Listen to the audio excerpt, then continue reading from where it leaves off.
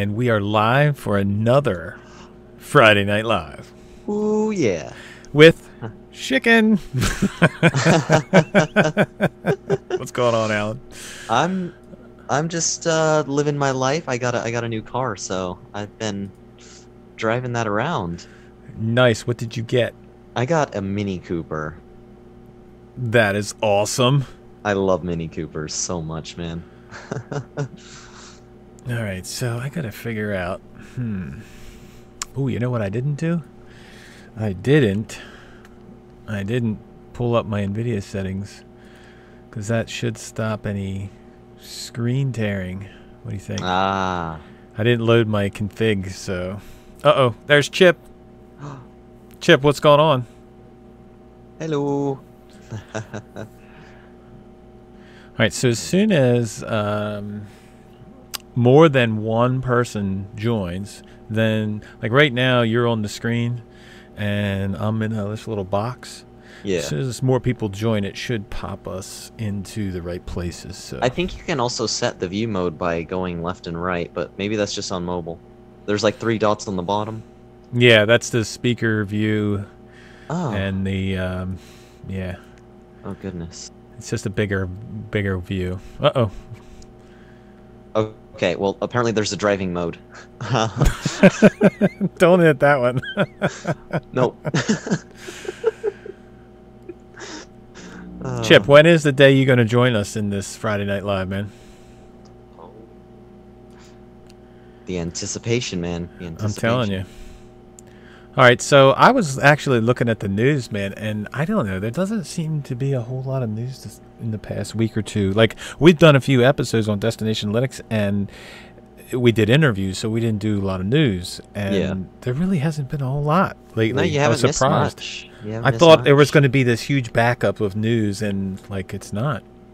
They've been waiting for you, man. That's how Well, it is. I'm going to like, last week was a big, super top secret, thing with Station X and everything. We didn't get so any spoilers. So, No I mean, spoilers. I tried my best to keep it as low-key as I could. And it worked out good. But this week, I don't have to keep it hush-hush. And this week, we're interviewing, well, it's actually recorded, but this week's episode, we're interviewing the Manjaro team. So we got 2 guys from Manjaro, Philip and Bernhard, and we talk about everything, including Spitfire, to Manjaro itself, and the repos, and how it started. And That is so exciting. Oh, dude, it was a great interview. Those guys were awesome. And of Sounds course, they wonderful. were pretty animated as well, so it was funny because they were busting on like both of us, and especially Ryan. It was awesome. Oh, that sounds great, man. It was great. Oh, I can't wait. I can't wait to see it. Monday. Monday. Oh yeah. But what do you think of this KD Plasma Mobile? Did you see about that? Oh yeah, I read the article. With Purism? Yeah. It's so according to it, there's like nothing set in stone, but there's going to be a lot of collaboration between them, from what I read. And I don't know. I think this could be really good for Plasma Mobile. All right, let me put out the link in here to. Because we are on Zoom, we are not on the appear in window anymore, because we're trying to see if this actually gets a better connection for everybody. I see. I'm going to post the link.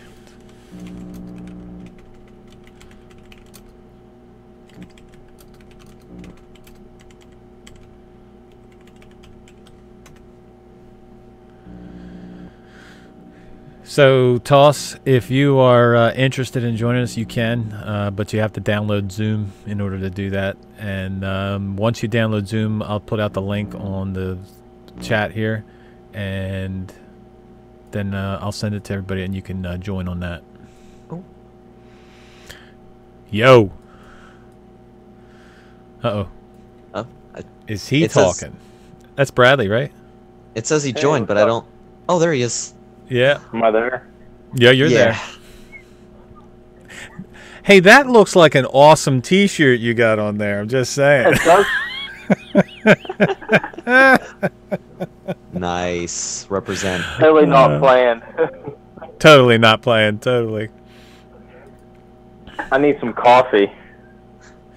Yeah, right. Well, I actually got tea tonight, so gotta Nice. cut down on my coffee intake, you know. I don't think that's humanly possible. Well, you know, it's hard, but I got to do it. Ski, what's going on? And yes, you did. You missed the amazing talent of me and Ryan on Rocket League. You didn't miss much, Ski. You didn't. Trust me, you didn't miss much. But we didn't actually stream tonight. It was a little too late, so. Yeah, I'm horrible at Rocket League.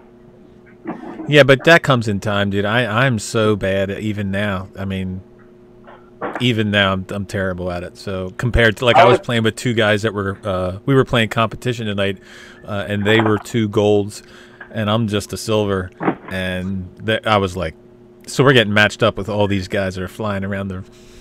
Yeah, it's like no way. You're like shooting from like on top of the metal cage and stuff. Like I struggle when it's in front of the goal to hit it.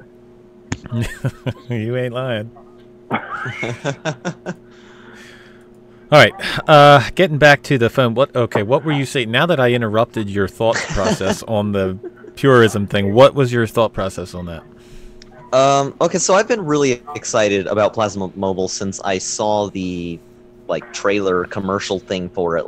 Was it a year ago? And yep.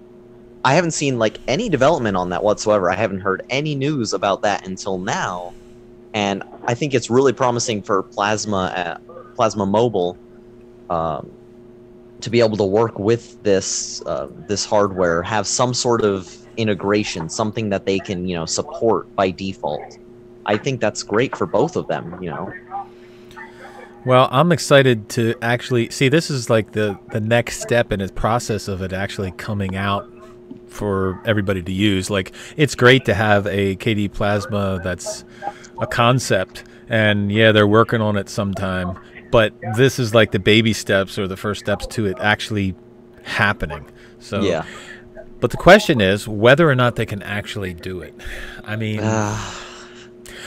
here's the thing. I mean, let's be honest. I love KDE, okay, but KDE can be buggy, and if they don't do this right, then nobody's going to want it if it's going to be buggy on their phone. You know what I mean? They're not going to have widespread adoption of it, but we'll see. Hopefully, I wish them the best. Hopefully, it'll be a good thing. Yeah, same here. Yeah, I agree. But I still think everybody wants to see a Linux phone make it, but I agree it has to work. Well, you go back to Canonical giving up on it. It's if they couldn't do it, I mean, if anybody can do it, KDE could do it. But if Canonical couldn't do it, it's going to be awfully hard to do. And that's why I said if they don't do it right, it's not going to work out. It's just not. Yeah. So I agree, because most people want it to just work. Yeah, definitely. Well, yeah.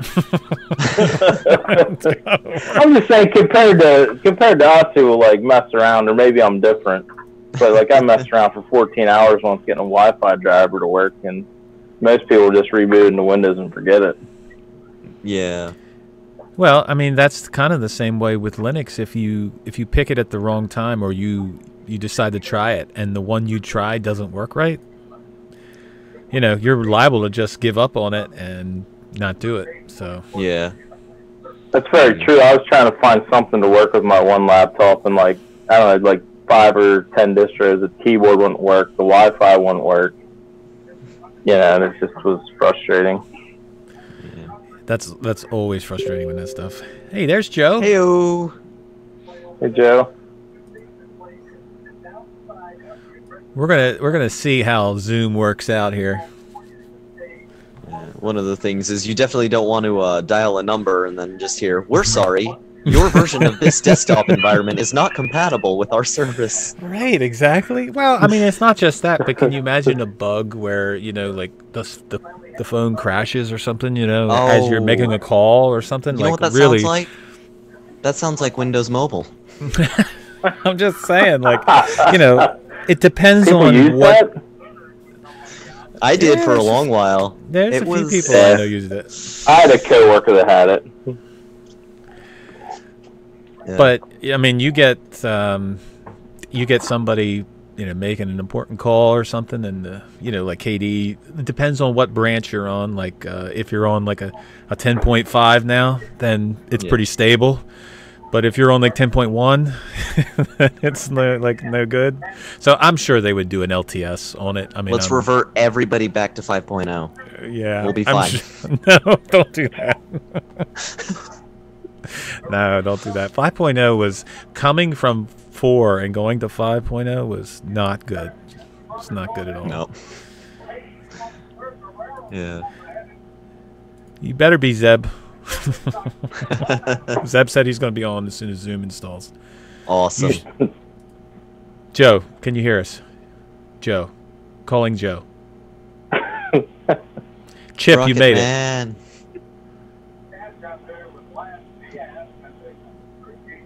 Did Alright, he? So, I don't know. Let me see here. I don't think anybody's muted, so we should be good. I'm going to leave that window open in case I have to unmute people. Hey, there's Zeb. Hey. Everybody just got to make sure if you go to the bottom of the window there, you'll see the little mic icon in the bottom left. And you hit the drop down arrow or the drop up arrow, whichever you want to call it. And make sure your mic and headset setting is where it's supposed to be. How's that sound? There you go. There you are. Hopefully this improves the connection and we don't get all of the lag we were getting with the peer end. So That's my problem. That's really good. Chip, I can hear you now, brother. Is it working? It's working Yeah. now. Oh, wow.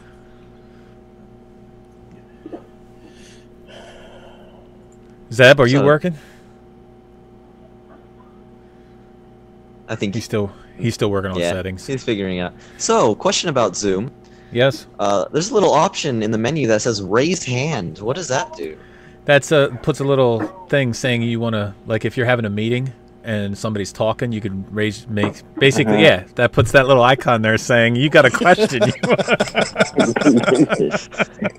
don't see it. Hey, Mr. Teacher. I'm just saying. Where do you see that, Ellen? I don't see it. I see invite participants, share screen chat. It should be under more, I believe. Oh, wait. I gotta lower my hand.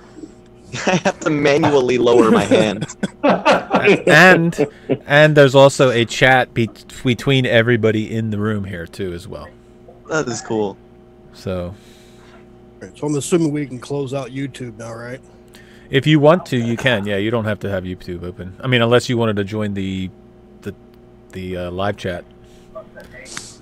Yeah, I just do. I usually pop out the YouTube chat just to be able to watch it, and then just close down the rest of it. Yeah. So Interceptor says back in 2005 he had a Windows phone. It was like a mini computer. It was awesome That was before back Windows in- went to crap. That was back in Windows 7, I think. Oh no, 2005. They had mobile phones back in 2005? Not What do you- like, well, Alan, are you okay? I don't think that came out right.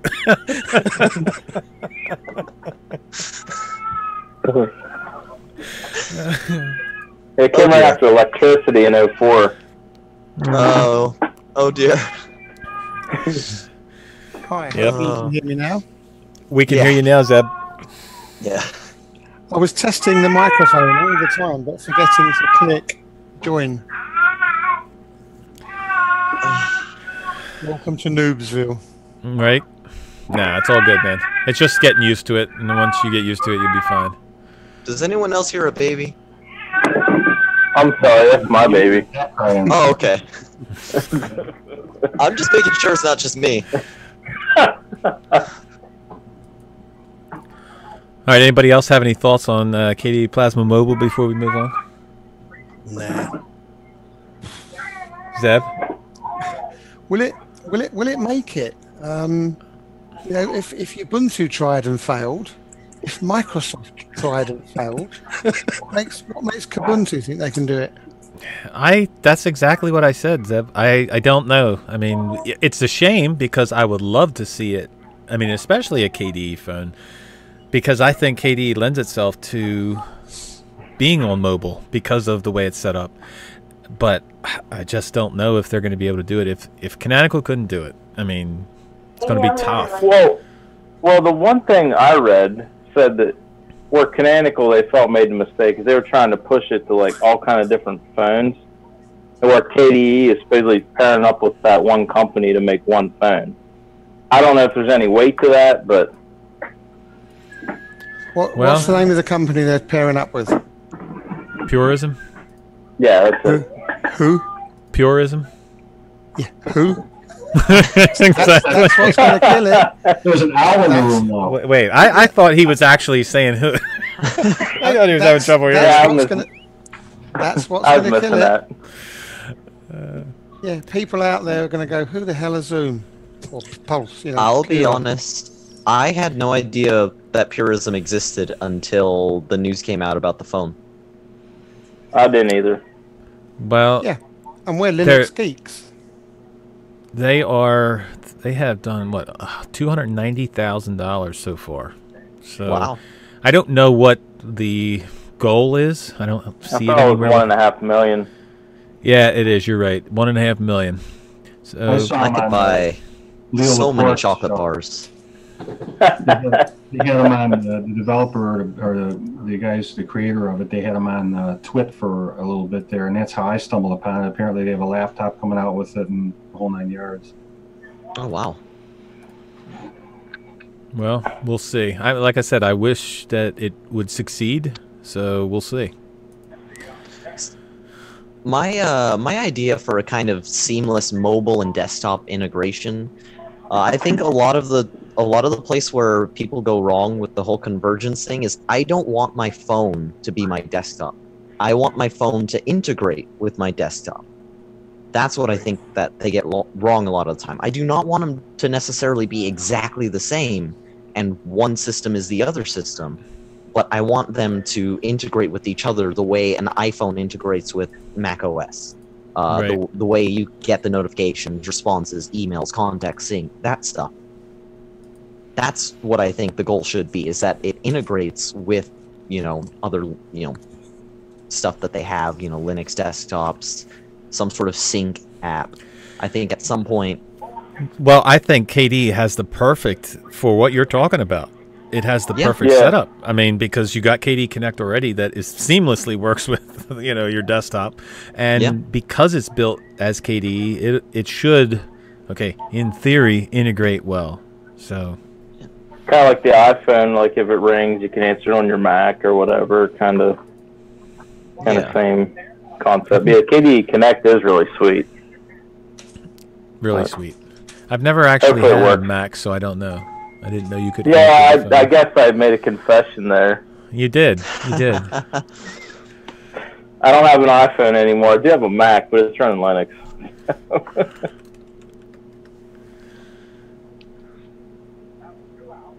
And that leads us nicely into the iPhone. Who's going to be paying $1,000?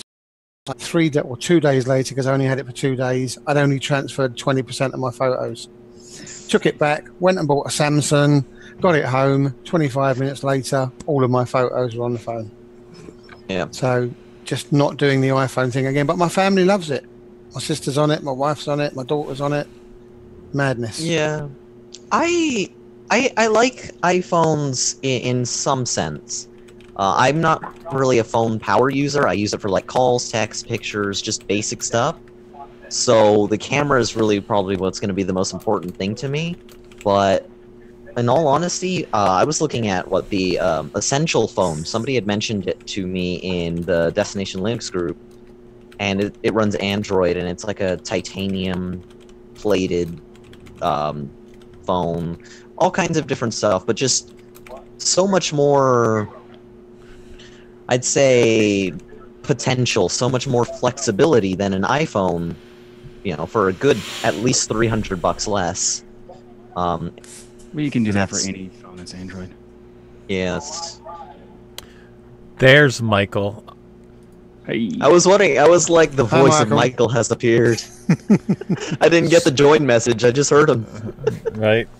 Well, so obviously you have some opinions about KD Mobile and Purism and the idea of them.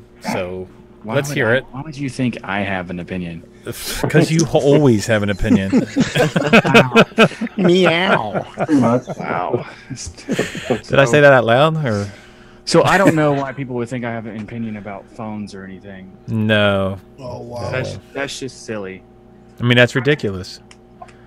Why do you have so many phones? It ain't done yet. Oh my gosh, really, dude?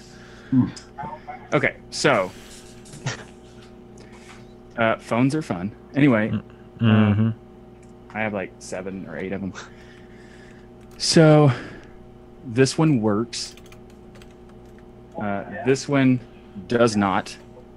And this is an iPhone from 2008. Oh wow. Still works? If you can call it that. It powers on, at least, I guess. Which is more I can say to this thing.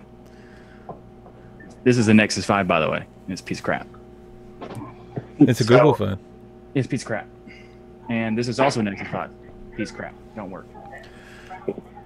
But the Plasma Mobile thing, well, a lot of people are confusing like the fact that there's some people like talking about how Purism has announced that Plasma Mobile is going to be shipping as default. Like, no, that's not at all what they said. What they said is that it's going to be partnering so that you can have the Purism, Pure OS type thing, and Plasma Mobile. So KDE has announced that they're working with a partnership, but there's no actual solidified Plasma is going to be the default. Anyway, this is awesome, and I hope it does happen. I hope the goal of the Librem 5 was to have any kind of distro and any interface on top of their phone. So it looks like that's what they're doing, and they're trying to do it even faster than the phone exists. So that's cool. I hope they do get funding, but right now they're like, I don't know, what, like 20% there or something.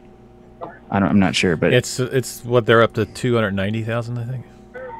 Oh, okay. Well, what was the goal? I thought it was 3 million, wasn't it? 1.5. 1.5. Oh, okay. So that's not as bad as I thought, but still, I don't know. I hope they do get it. I just don't. It's weird because I don't want to put money into it because it's a year and a half away. But if it was today, I'd have another phone. Right. Yep. So, are you gonna buy the iPhone? Me? How dare you, sir? iPhone 8X. How dare you, sir? It's only $1,000. I wouldn't. I have an iPhone. I didn't even buy this iPhone. I saw someone got rid of it because it's crap. I was like, I'll take it. I saw some article on benchmarks on it, and supposedly it's, I don't know, double or triple on the benchmark than even the Samsung 8 or Samsung 8 S8 Plus. Now I have no idea how it's going to actually do, but benchmark of what? Of how to, I forget. Let me find the article for it. And do these benchmarks actually mean anything? Can you tell the difference between a S7 and an S8 in terms of speed? I doubt that. No, I doubt that as well. Between what? Let's, as an example, an S7 and an S8. The S8 was the fastest thing to come out until the OnePlus 5 topped it. And it only topped it because they put 8 GB of RAM in the phone, so therefore it can do a lot more caching rather than having to get the processor to do all the work. So, does it mean anything? You've got one blink instead of 2 blinks, and the application is up. Well, I guess it all depends on if you want it to be 1 blink faster. I don't think the processor matters in that jump from the S7 to the S8 as so much as the RAM and everything else does. So I guess it does have some of it in, but go ahead.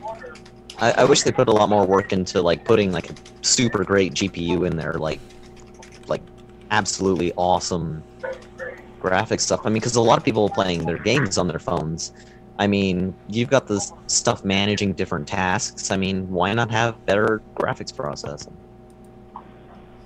I feel like we're at this kind of plateau where it doesn't really matter that you make it so much faster. You know, give us something prettier to look at. Yeah, I don't care about that. I'd care about the fact that my phone wouldn't work on my platform. Yeah, can't hook it to my computer. Yep. But like every phone comes out with new bigger RAM, bigger processors, better graphics card. That's nothing special. Like whatever. Like what do these phones have that is original, like innovative? Everybody talks about how Apple's so innovative, but of course they're not. But explosive batteries. Well, Samsung has them too. Totally has that. Samsung has the market cornered there.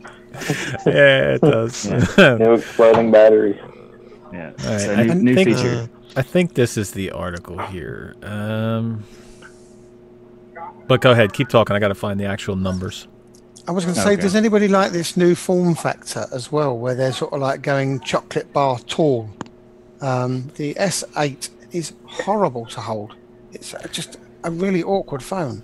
Well, I mean, I think I actually like that, so that it's not as wide, because I can, hold it better, I think, myself, personally. So while the Nexus 5 is a piece of crap, I think the form factor is the absolute best. It's a 5-inch, but it's also not super thick and super wide. It's just like a nice mix of the two. Well, this is the Huawei Mate 9, and it's 5.9, and I've got it fine in my hand. I'm not one of these people who does this clever, fancy, one-finger typing. I'm a two-thumb person, sorry. But that, to me, is so much better than the S8 Plus. Okay, you've got your phone nipple on the back, haven't you? Yeah. What, that thing? Yeah. Yeah, that thing. So this is also 5.9, and it is the most torturous thing ever. What is it? It's the Nexus 6, but it's the same size as you. It's purely the size part that's what makes it terrible. I think the size. Comparing sizes, who's got the bigger one here? Okay. I hate it. Bigger is awful. No, don't. That wasn't what I meant, Mike. But it just kind of went. No, it didn't. It didn't go over. I purposely ignored it because this is a family-friendly show. Thank you. Yes, Just say family show, Joe. Yes, Joe. Yes, okay. Thank you, Michael. But anyway, so that messed my hair up. It was worth it. I just personally think that the S8 Plus, like I said, I can hold it easier because of it being more narrow and taller. And I'm not a person who uses one hand, so I do use two hands on the phone most of the time. So I'm holding it with one, using the other hand with it. So the tallness doesn't bother me. The actual width of it is a nice size, so that I can grip it. Let's put it that way. So I think the bigger size screen is terrible because I am a one hand typer, and I have it's hard to. I have the swipe keyboard, so I don't actually do it type. I just do that. Right. And it's much better. It just said Scarface gags. That's weird. That was totally on purpose. So I think this is much better, but it also, like, this thing for me as a one-handed typer, this thing is like just a necessity, because otherwise I can't hold this gigantic phone and type like with one hand. And I'm like 10 times slower with two. Does that have a belt clip though with that thing on there too, or is it just for only when you're holding it? Well, I mean, you can. There's an attachment that goes on top that you just kind of sit this into, and you can attach it to whatever you want. Okay. Well, on the Bad Voltage podcast, they were actually talking about this the last episode, and they were saying how the phones are getting bigger and bigger and bigger, and Stuart Langridge was saying he wants his he wants a TV attached to it. No, Jonah wants the big phone. Stuart Langridge, he wants the small phone. He wants like a 5-inch phone because it's perfect for one-handed typing. But like I said, I don't one-hand type, so it doesn't bother me to have. I actually like the big screen. So when I'm like, if I need to watch a video, hey, the more real estate you have, the better off you are seeing it. Especially, I like how you describe the 5-inch phone as the small phone. Yes, it is. It is small compared to an S8. This is the 5, so it's like you're like spoiled. You're spoiled. Am I spoiled? I'm spoiled, I guess. I don't know. Well, speaking of small form factor, You can turn I believe Martin Wimpress bought one of those like super tiny phones. I forgot what size the screen is, but I think it's powered by a Raspberry Pi. I have no idea. It's this tiny little phone, like fits in like the watch slot of the jeans. So I mean, if you want small form factor, I think that's where you should go. Yeah, if you want ridiculous, that's totally it. Yeah. I saw this Noah from Ask Noah had a phone that's like a size of a credit card. Like that's not excessive. Like that's not ridiculous. He's like, it's perfect. It fits in my wallet. It's like you're trying to put your phone in your wallet. Well, but anyway, phone. I think I hope the Librem 5 makes it, because I've wanted a Linux phone forever. Like it's the first announcement of smartphones. I've always wanted one, and I had one at one point, and I'm really depressed that it doesn't exist anymore. You all right? You gonna make it? Yeah. Okay.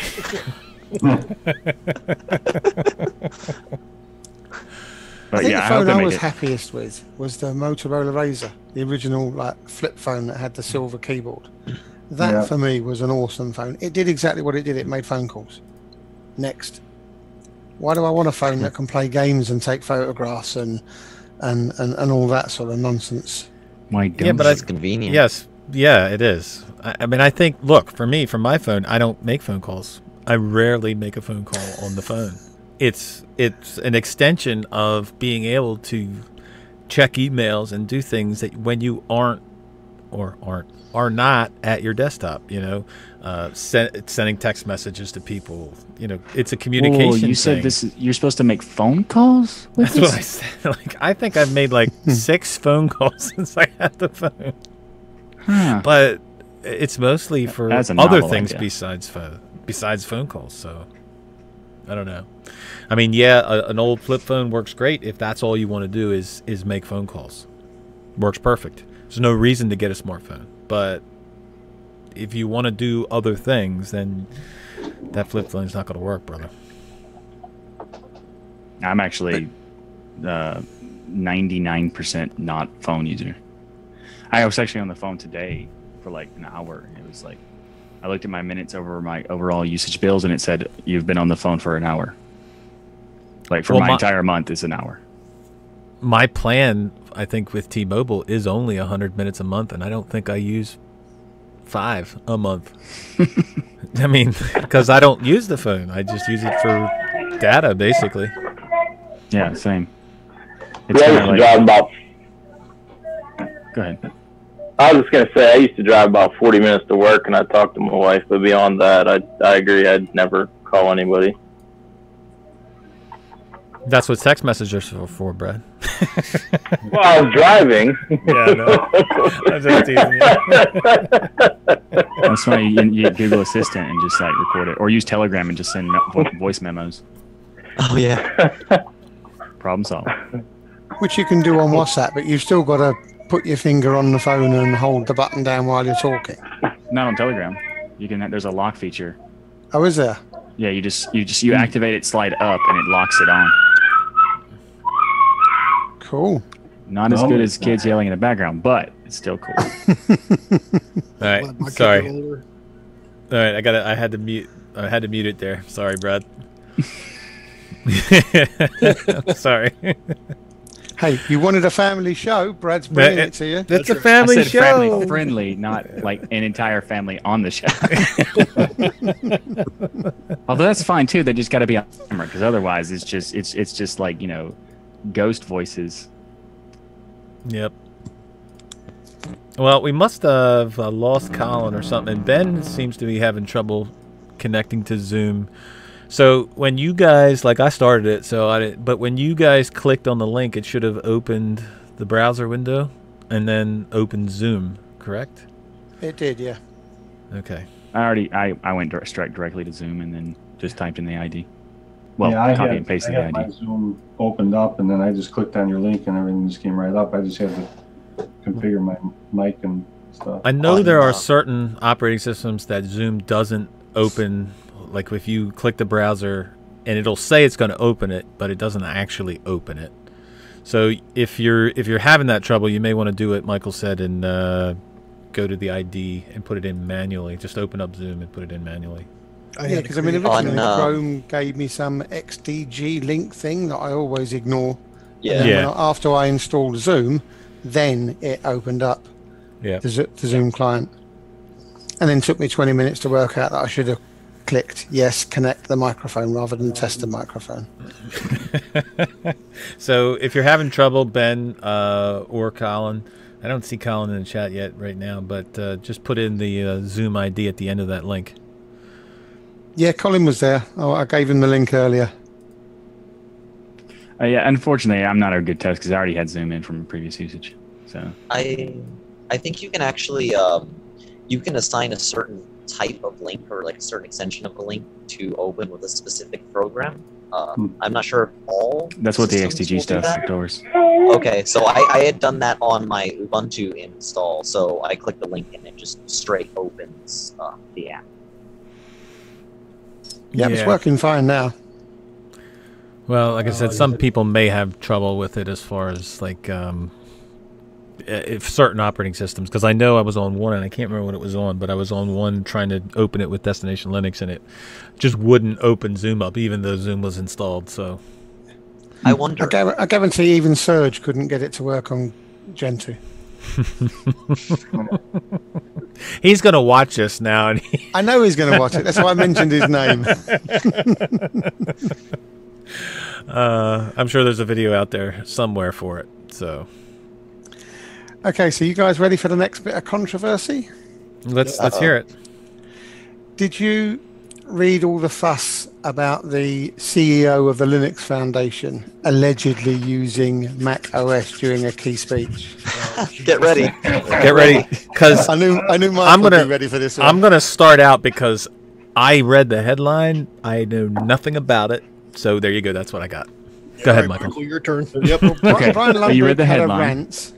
You read the Brian headline. Runduke had a rant for about 25 minutes on his on his YouTube channel, and then a writer called I'm probably going to get this wrong, Swapnil Bhatia. Yes. Bhatia. And I normally read his stuff and think the guy's got a good slant on it, but I'm sorry, I think he got it completely wrong in this particular context, and he's missing what all the fuss is about.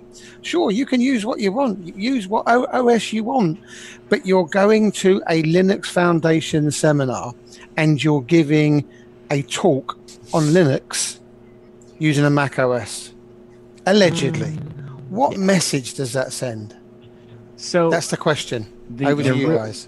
The real response to what you just said is your last word of that sentence. Allegedly. We have no idea. Lunduke went off on a rant with zero evidence. The guy who said it was on Twitter. He didn't provide a photo or anything. He just said it. He thought it was worthy enough to take the time to make a tweet, and also worthy enough to go back into his history of tweets to find another time where he talked to her, he claimed it happened, and then reply to that. But not enough time to just take a photo with your phone, because they are convenient and you don't use it for the phone anyway, right? So, so why not just walk by and make it, ooh, done? It would take 2 seconds, but he didn't do it. So did he actually see him use it? I'm not saying he's lying, but maybe he just saw a MacBook Pro that didn't have Linux. I mean, didn't have Mac OS on it. It just had Linux on it. That people do that all the time. So like maybe he did have a MacBook, but maybe it didn't have Linux. I mean, didn't have Mac OS on it. So we don't know. But to go off on a make a video and go off on a tangent and yelling at this guy is just ridiculous, because there's no proof whatsoever. And I think Swamp Nils is right in the sense that it like we talk about how everybody has can have a choice, but when they get a certain job, they don't have a choice anymore. Maybe he's doing the thing that I actually challenged Lundic to a debate on this topic, and he didn't respond. Maybe he didn't see it. I don't know. Either way, I wanted to basically point out, like, here's why what you said is completely unfair. We can go ahead and we can even take away the part that we have no idea, and here's why it's unfair. One, you are saying that this happened. You don't know, so that's ridiculous. But there are multiple examples where you should have used Mac OS. Like, well, for example, you are trying to convince someone to switch from Mac OS to Linux, and you've never used Mac OS, and they ask you, what's different? And you go, how is that helpful? It's good for you to have information between what you're trying to make someone move from to what you're going to. Same thing with Windows. People who've never used Windows, they don't have anything to say because they don't have a reference point. It's good that you've tried it. It's good that you've spent time on it, a significant amount of time, if your job is to convince people to use something else, so that you know what they might need and what applications they are going to be dependent on, so that you can also have that and go, you need this application, I'll go test it to see if it's actually, what it is, what it's like, and then you can switch it over. So there's multiple examples where you can actually need it. That's a valid point, but then you would have that as a secondary laptop next to you while you're using Linux giving your keynote speech. We don't even know if he was using it. I know, but so it wasn't on the keynote speech, it was on a plane. So let's forget. He saw him on a plane using it, not in the keynote. Oh, it wasn't at an actual speech that he just seen them. There would be tons of photos for that. The only person who said it happened is this one guy, Matthew Garrett, who works for Google. That's it. No one else has corroborated it. He did not have. He might have had it on a plane, working on a presentation that he presented through a Linux machine. So he might have created slides through it. We don't know. Okay, so let's twist the question round here. Let's forget the allegedly side of it. Again, I just gave an example of why it's okay. Oh, of course, yeah. But so you think that at a keynote Linux speech, it would have been fine for him to use a Mac just in case someone said to him, "What about the difference between a Mac?" But he did not do that. No. So I said that's why I said let's forget the allegedly out of it. No. I'm talking about like had he done it, I don't think it would have. I wouldn't have cared. It's not a big deal. Go to a conference and go to any Linux conference. How many MacBooks do you see? A lot. Yeah, but you're the CEO of the Linux Foundation. So the Linux Foundation only cares about the kernel. He could be using anything on it. He could be using something on the MacBook, or maybe he was using a different device and the guy just said it was Mac OS. We don't have any idea. But all they do is care about the pushing of the kernel. They don't care about the operating system itself. If you look, as far as if you look at the track record of the Linux Foundation, they pretty much only care about the kernel. Well, look, all of this is hypothetical because we don't know of what happened. But in my opinion, if he is who he is, and I do agree that it's a valid point to be able to use something else and be able to use whatever you want for whatever you're doing. But if if it was done as a let's say hypothetically he did give a keynote speech for the Linux Foundation and he was using a Mac at the time, that doesn't really bode it's not well. Good. It doesn't really bode well. I don't care, but it would be weird. However, it's not about him doing the speech with it anyway. It's how dare he use it on a plane? Yeah, well, how dare he use it in a car? We're all going by hypotheticals. How dare he use it in a train? Stop it, Dr. Seuss. Sorry. Hey, did I tell you I went to a baseball game last night? And I couldn't figure out why the ball kept getting bigger and bigger and bigger. Then it hit you. Then it hit me. I like how I'm bringing dad jokes, and everybody now just want to do dad jokes. Which game did you go to? Stop it, Chip. So baseball, is that like rounders? Mm-hmm. What's rounders? No idea. No idea. Tell us what Rounders is. A movie? It's Or a something? similar concept to baseball. You have a team that has to try and hit more rounds than someone else. Oh, okay. Is that But baseball? in baseball, you add up the times that they've run around the pitch. That's why they call that it sounds rounders. like a drinking game. It does kind of. Yeah, they have versions of rounders at the pub as well. It's called But a pub here's the crawl. thing. Here's the thing about the argument about the Mac OS thing is the argument has nothing to do with whether he did it at a keynote. If he did it at a keynote, that would be weird, sure, but he didn't. There's no example of him doing that. And the thought is him having ever used it, essentially, is what it seems like he's freaking out about. Now, when you talk about, like, in the chat, Charlie said something about basically using an example that Lunduk gave of a Ford CEO. He said Colden, but in Lunduk's thing was Ford CEO driving up in a Toyota Camry. And for a CEO of a motor company to not have driven his competitor's car would be dumb. Because you can see how the car feels. You can look in they probably have engineers that are looking at the engines of each one they release, as they should, so they can like see what they're doing and get ideas and maybe innovate some other ideas and other things. So it'd be stupid for them never have driven it. Just like it'd be But you stupid. don't drive it to a high-profile event. He didn't do that. No, We're you're talking about- hypothetically. You're talking about hypothetical now. The Ford Yeah. guy. Yeah, because the Lunduk Ford brought guy- that up. But I'm saying that he did not take it to a high-profile event. The CEO of Linux Foundation did not do that. It was as So- you say, it was a hypothetical situation. Sure, he can drive it, and you're right. He needs to get a feel for what his competitor's doing. What? But if he took it, which is what the question was based upon, or what the example was given, somebody said that's like as you say, the president of Ford turning up in the Toyota Camry. That would be so wrong. Well, the question is- that's a comparison to something that Linux Foundation CEO did not do. Yeah, No, none yeah. of this hypotheticals, none of any of this, the calling out or anything, would have really existed if, any accusations weren't spewed. Like, the hypothetical is being based off of something that is just... Didn't happen. Yeah. Right. Exactly, yeah. Would I be bothered if he did go on a keynote with a Mac? Maybe. Well, that would be the better question. Would any of you guys be bothered if that did happen? Yes. Yes. I would be. I think it'd be stupid. I wouldn't care, but it wouldn't be a good way of marketing for sure. Right.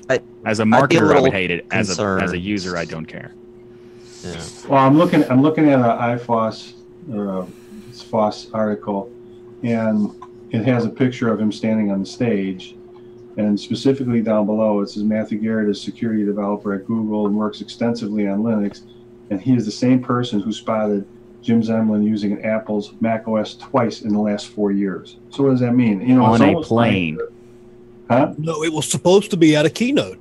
No. Right. What I it think wasn't. they're doing is they took that picture, the fact that maybe he used it at some point, and they're tying the two together to make it look like it was done. As, They might be trying to. You know, They might be but- trying to imply that something happened that didn't. Yeah, that's Put a possible. spin on it. And Chris Fisher was talking about it too on one of his shows, but it's kind of the buzz going around right now. But I don't know if anybody ever can conclusively say it was done right. At the Absolutely not. It's fake It's good news. clickbait. If All it was fake on, news. if it was on the keynote, we would have video and photos of it. Let's We ask would have, Trump. We'd have absolute. You could go on YouTube right now for the Linux Foundation of his keynote and look at it. Right. His video, Right. his keynote is on the YouTube channel. It is not a Yeah. MacBook. So people are freaking out about something that didn't happen. And if it did happen, he was using it on a plane, which is, oh my goodness, how dare he? It's ridiculous that just because he's the director of this Linux Foundation, he's not allowed to use anything else. I think a lot of the reason stuff like this kind of catches on and spreads like wildfire is because a lot of the people will hear it from a source they think is credible, or a source that is popular, or a source that is relevant, and they won't look any further into it. And Or so people who- everybody's... Specifically say they have no evidence will go on a rant. Yeah, that too. And you've already pointed out, like, the article made it sound like he used it during the keynote, which is just Yeah. stupid, the media would never twist anything. Of course No, No, of course not. No, Well, no. well, this is Dude, what it's not like the they want tweet clicks says. or anything. The tweet says, the first one says, sitting on a plane watching Jim Zemlin use OS 10.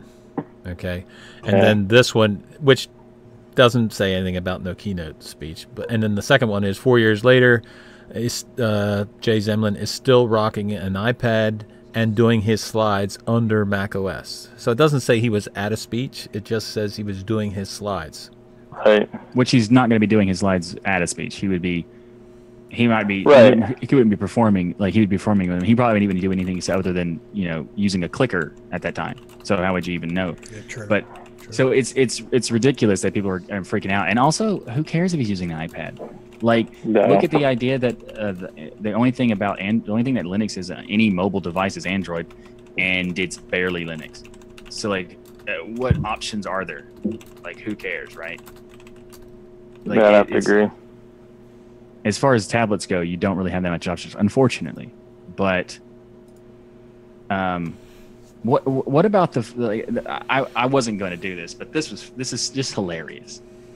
If you look at in that video from Ron Duke, he said that you don't need to use Mac OS to do these presentations. I've done all my keynotes under Linux, and my keynotes get way more attention than yours, way more views, over 1 million, and yours not even close. And he's like bragging about it, like, your keynote is called Linux Sucks. Yeah, I was just going to say it. That's the reason, because he's using that as clickbait. Yeah, exactly. Yep. It's massive clickbait, but also it's his talking about you can use Linux for advocacy and not using Linux for advocacy, and like, your video is satire advocacy, but the first half of it is Linux sucks. And now, as a fan of Linux and as a person who likes satire, I can appreciate the video. However, people who don't know that you're being satirical, that it could be a problem, right? So a lot of those people, I bet, are just people that got this video, watched half of it, when he started saying nice stuff, just quit. Because why would they keep watching? Because they already got their they got a Linux fan making fun of the platform, and they can now link to this and say, hey, check this out. This guy hates his own platform. So him bragging about that is kind of ridiculous. I mean, as far as the advocacy part of it, that's ridiculous. And it's also quite ironical. Didn't he used to program apps on Apple or something? Yes. He used to produce software on Apple. He used to make applications for iOS, and he also used to work for Microsoft. Yep. And a bunch of other stuff. But that's fine. It doesn't matter. Like, whatever. I don't care what you did in the past as far as that. It's just, if you specifically show that your slides are made with Linux, which, by the way, the slides are made very badly. They're like, it's just black background with white text. Who cares? And your slides are made with Linux, so that means anybody can make anything with Linux, and that's why you should be worrying about advocacy. Except that your video is called Linux Sucks, so you're kind of shooting yourself in the foot at that point. He shouldn't even brought it up, and it's funny that he did, and that's all I'm saying. It's a funny thing that he did. Two things. One, Alan had to leave because he said his dog is having puppies. So there you go. Wow. Okay. And there's Ryan. That is a unique reason. I'm here to set some standards here for this conversation. All right, I'm going to see it. Here we go. I can't keep up with standards. No. What's happening? Do they even exist? It's been a fun week. Lots of power outages in my area. No internet. Let me tell you, I can deal without power, but no internet? That's death. That's death. Who cares what's in the fridge? There's fast food, but no internet? That's terrible. Is that? I was going to say, is that terrible that that's where we're at? Yeah, I know. I was just completely devastated. I didn't know what to do. It was a couple years ago, a tornado hit my area, and the same thing happened. It's like, I have a little bit of power internet with my phone. Make it last forever. Right? So you haven't got a generator then? I have a generator, but the problem is the CO box where the internet comes from. So I had power, on the generator, but you can only run it in 4-hour spurts. Otherwise, it kind of, Well, the guinea pigs get tired. It runs on electricity as well. Yeah. Yeah, but the CO box that holds the internet was out of power, so there was no internet and all that. So it's still, you feel like you're living in medieval times. Okay, So you won't maybe be volunteering. 1995. Yeah, it may be not that bad, but it felt that way, huh? it Dost felt thou that way. connection Yeah. lose packets? Yeah. It was So you terrible. won't be volunteering for one of these shows that says go back to nature for a week. No. I realized at that moment, not only will I not ever go camping, but I don't enjoy anything where there's no internet. Well, my wife, she likes nature and stuff, so we always do this compromise. I'm like, you find me a place where there's good internet in a hotel, and you can go drive to whatever nature you want. And on that note, this is brought to you by Rocco's Destination. There you go. Look at that. Look how. Wait, I got mine back there. I gotta get that cup. Michael, you don't have nothing, dude. What the This is heck? close up. This is close up. Birds rule. We'll let that slide. Actually, Bradley had the shirt on when he came in, so Brad. But I don't know if he's still around or not. He's here, but he's not talking. So I heard I'm y'all here. were talking about this keynote speech. Mhm. well, what do you think? Okay, so this is all hypothetical because you know We don't know if it really happened. right. So if for some reason he was giving a keynote speech to the Linux Foundation with a Mac, would that upset you? Yeah, he's an idiot. It's just Okay. like if you worked for, if it happened, he's an idiot. As a business and somebody who's been in corporate America for 20 years, I can tell you if I walked in with a competitor's phone to do a presentation or something, I would be fired. If you worked for Coke and the Coke CEO's like, hey, try this new Coke, and then pulls out a Pepsi and drinks it, he's an idiot and should be fired. And the same thing with this. You represent a company. As far as I know, he gets paid for it. He wasn't some guest speaker. I mean, he's the representation of this company.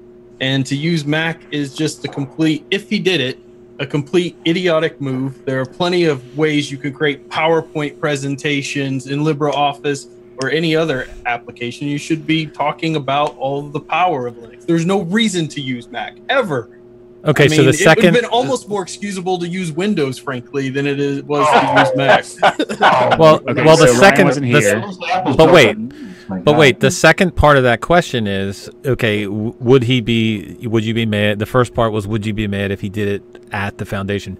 But the second part of that is would you be upset if he just used a Mac for his personal use at times? Yes, he's still an idiot. It's the same thing. If you started snapping pictures of the Coke CEO drinking a Pepsi, you would think, what an idiot. And the same thing I think here. I mean, this guy is supposed to be representing Linux. He's supposed to be representing that brand. He's telling people to go to Linux and use it, and it's the year of the desktop. And then personally, he goes and use Mac OS. Now, if he wants to go play with Mac OS, like I think the example was given of, go try a Ford may go try a Mercedes or whatever. Sure, they do that all the time, but they're not driving that as their personal vehicle around. And they're certainly not going to have a Mercedes on stage when they're doing a presentation of their new Ford. And, it's dumb from a business standpoint. It's a really dumb move from just a personal standpoint. If it's true, it's really ridiculous situation that he's in. And I think he should be, if he's paid for that position he's in, he should be fired. All right, And guys. that is So the don't tell. Chip, go ahead. I just said that. Yes, and that is the bottom line. So nobody tell Ryan that I dual boot Windows. Okay. Yeah, we'll keep that from him. And I'm on a Destination Linux podcast. Well, listen, you do that to game only, right? Correct. Yeah, well, it's a little different. I think a lot of people find themselves in that situation in gaming, but when you're doing something like creating PowerPoint presentations or even doing a presentation on Linux, there are plenty of, look, I always use PowerPoint because I'm so used to it for more, but there are plenty of options out there for you to use in Linux that are just as good. It's not like his presentation was so fancy. He could probably have done it in Notepad, frankly, but that it's really bad for Linux, frankly. Even if this story isn't true, I hope they find out it's not. It's just bad to have that kind of news out there. So the keynote is on YouTube. It's not true. So the other part is that the guy who said it posted it on Twitter with no photo, no evidence of any kind. He took the time to make a tweet, which he could be that's not a big deal. He also took the time to find the previous tweet he made 4 years ago and to reply to it himself. He took time to find that. So why didn't he take time to take a photo? That's weird. So maybe he did, maybe he didn't. But he didn't do it at a keynote, and it has nothing to do with that. If he uses it in general, the idea that he would take it to do it on a keynote, I can understand why that would make people mad. I personally don't care, but I can understand why people would be mad about that. But to use it in general is ridiculous because, yes, he needs to be able to know what people are doing, what people are using, if you're going to convert someone to know what they're using and what kind of software and what benefits they have that you can bring it back in and say, hey, you got this feature on Mac OS. We have that feature too. You're not going to lose it. But if you've never used it and someone says, do you have this feature? And they say, do you have Spotlight? And you go, I don't know what Spotlight is. Then they would go, oh, so you're not prepared to actually tell me what I should use. Did he say that? Did he say, hey, I was just using it to test out Mac? We don't even have a proof that he uses it. Much less that we have a reason. Yeah.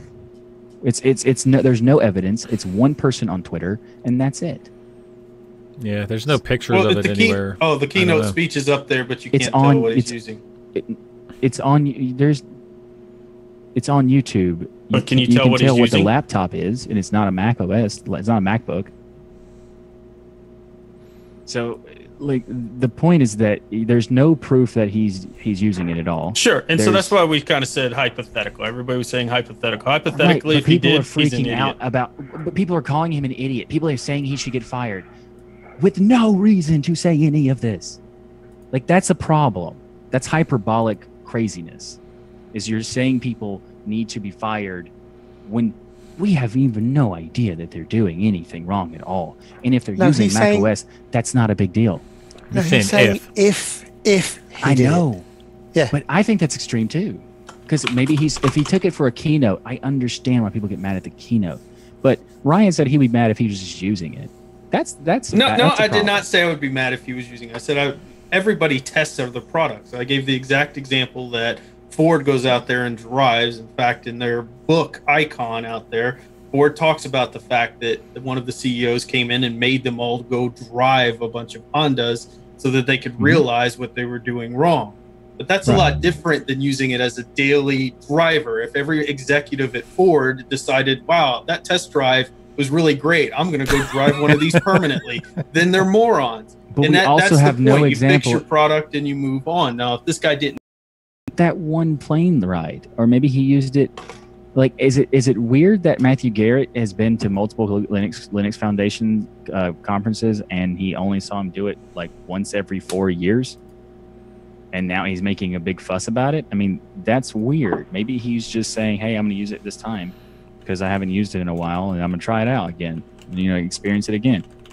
Big deal. And it happened to be 4 years apart. We don't know. Like, the context of this situation is so ridiculous that people are even freaking out at all is kind of absurd to me. Well, I don't think anybody's freaking out here. We're just having a conversation. The hypothetical is, I understand it. I agree that it's something that is interesting to talk about. It's just more like he's getting chastised, yes, regardless of it being true or not. Even if it's hypothetical, people are attacking him specifically. Yeah, because of this. But there's a reason why people have already judged him. If all of what's saying is true and there's no proof that he's done it, then certainly the people who are writing articles and putting that out there, creating the hyperbole, because I saw it all over the news, are really creating a bad situation. Now, has he come out and publicly said this is all bullcrap? He hasn't made a statement at all that I've seen. Well, why wouldn't you? Because why wouldn't you do that immediately? Like, this is complete BS. I don't use Mac OS as a daily driver. I was testing it or whatever. I mean, he represents Linux, right? Because it just seems guilty if you don't go out there and say this is all BS. That's absurd. People, if you have to defend the lack of something, then our justice system is destroyed. So, like, in society, we have to defend the lack of something? Like, that's ridiculous. Yeah. Plus, some people will think, well, this is beneath a retort. I don't have to explain my actions. This didn't happen. I'm not going to lower myself and join, add fuel to the fire. I think it could go both ways. Yeah. Yeah. Him saying something, if him not saying something, just makes people go, we don't know. And most people should give a benefit of the doubt. It's a and not immediately strategy attack for them. sure. But if you come out and say something and you admit to using it, you get attacked regardless of your context of using it. He's already getting attacked when he has not admitted anything. So if he actually admitted it, people would attack him like crazy. And I think no matter which way he would go right now, people would attack him like crazy. People are already doing it, so I agree. They're probably gonna. It would just go crazy. It would get worse. And most of the times in this kind of situation, the drama, I bet you next week no one's gonna care. The only reason anybody cares is because the Linux Foundation just had their conference. And it's a big deal. Like, at the Linux Foundation conference, hey, let's make a big fuss, make some drama. Wait, that's like everybody's 15 minutes of fame, isn't it? Let's get one important thing out of the way. Colin, can we hear you? Oh, I don't know. Can you hear me? Yeah. Oh, yeah. Hey, Colin. No more Mickey Mouse, dude. I'm sure Michael will provide it. Yay! I thought you were. Hello there. Hello there. Hello. Hey, I'm glad it's working better. Well, I was. I don't even know what I did to get this running. It just works. Don't know. I'll probably have the same problem next week. I don't know. Well, actually, for me, once it works, it works. Like I installed this for that interview for Destination Linux I had for months ago. I haven't touched it since, and I just put the ID in, put it in, had my mic, had my everything set up, my video set up. It just worked. Yep. No, well, I tried a link, and then that linked me to, and then I tried signing up with SOS or whatever it was, and then signing up with Google and putting the links in it. Nothing worked. Anyway, the conversation's pretty. It's hard to say what it is actually. The conversation here. Intense. Yes, that's the word I was looking for. And hypothetical. Yeah, well, hypothetical. Did you guys hear about the new Apple phone that got released and the kind of embarrassment that happened on stage with it not working with the FaceTime? I didn't hear that. I didn't hear about that part. No, I didn't hear about that part. Apparently, they couldn't get the face unlock to work because there was. That's right. They're making a bunch of excuses for it, but Tim Cook just pulled out an Android phone and he got it to the Samsung S8, got it to work. He was just testing it out. It was totally cool.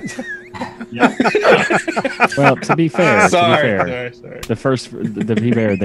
They typically are late to the game on making everything. I see what you did there. Yeah, you see what I did? So, speaking of which, the Samsung event, when they first introduced their face recognition, it failed. When Google first announced it on Android, it failed. No, that's fair. Keynote demonstrations are you're guaranteed to fail. Almost all your stuff. My Steam games on Linux, and I've got an Xbox controller in my hand. What does that mean? Get that Steam controller. Joe, we gotta get you over to the Steam controller. It means you made a good decision on the controller you should use. I actually got this. I got with Ryan today and got the Steam controller working, and it works. And I started playing with it in Rocket League, and it's actually, in some ways, it's better than a mouse and keyboard, and in other ways, it's not. So maybe it's just I got to get used to it, but I went back to the keyboard for the moment. Did you guys play today? We didn't. When Ryan messaged me earlier, but I didn't. I was already playing Rocket League and missed the message. So. Yeah, real nice, real nice. Sorry, dude. Sorry, dude. One thing I had to look forward to after living in medieval times for 4 days. Sorry, man. Now, Steam controller. I want to say this week, and I was running it last week, and I was mentioning that their dock didn't have any tweaks, but it actually does. And the new Ubuntu is actually not too bad, I must say. Anyone tried it? Nope. Not for the new, not the newest stuff. No, I haven't. I tried good, the actually. first beta that they did. I've been running It's actually that. I was going to say, I've been running it on my laptop for a MacBook laptop with Ubuntu. How dare you? Yeah. It Oh. doesn't have Mac OS on it, though. We don't know that for sure. We should. We don't have any freak out and make pictures. videos about I was going to snap a picture. it. We have no idea. We should totally make tweets and make videos. And Hey, just bash right it now, around I'm and- tweeting- uses MacBook. Tweeting out Dosky. And you know what I'll do? I'll reply, it's not true. Dosky And on the that just gives us Destination more Linux ammo. podcast. It just gives more ammo. But the new Ubuntu is neat with the GNOME integration, but it just seems like things are broken everywhere. And it's in beta, so that's to be expected. So that's not necessarily put down. But at the moment, like a lot of the stuff in the software store isn't downloading or missing, which is just odd. I get like broken link messages a lot when I'm trying to download certain things. But for the most part, it looks like it's going to be kind of neat. I don't think it should be expected to be in beta and have a lot of things broken, because it depends on which beta you're talking about. Because like you got ones like Ubuntu Mate come out beta, and geez, you could have ran that without having the main one on. It just ran so well. They had it so polished. So I don't know.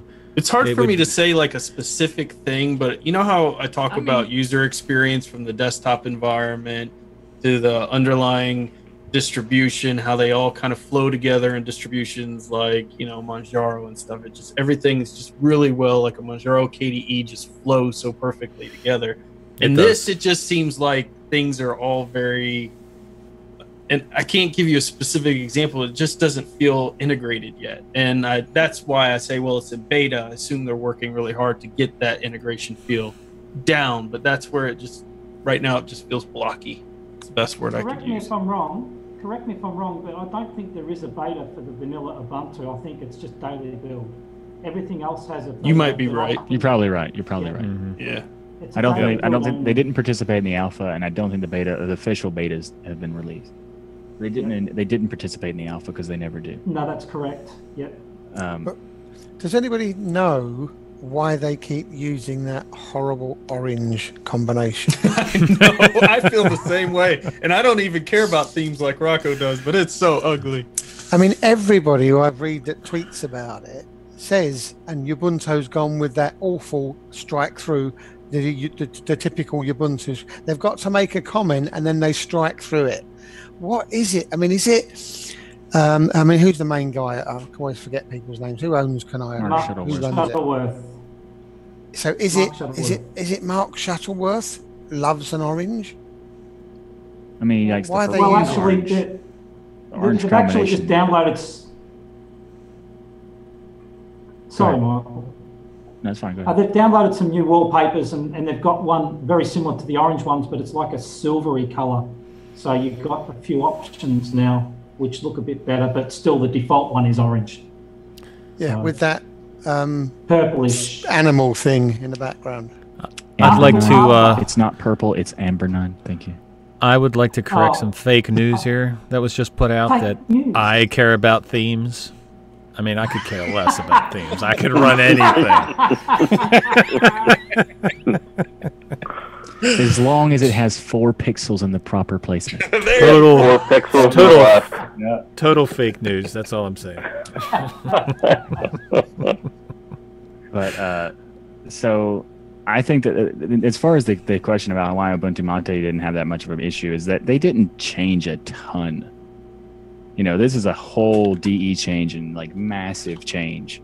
So in their situation, Ubuntu Mate is like making improvements, but the core is still basically the same. Like they created like the new features for Mutiny and stuff like that, which is very cool.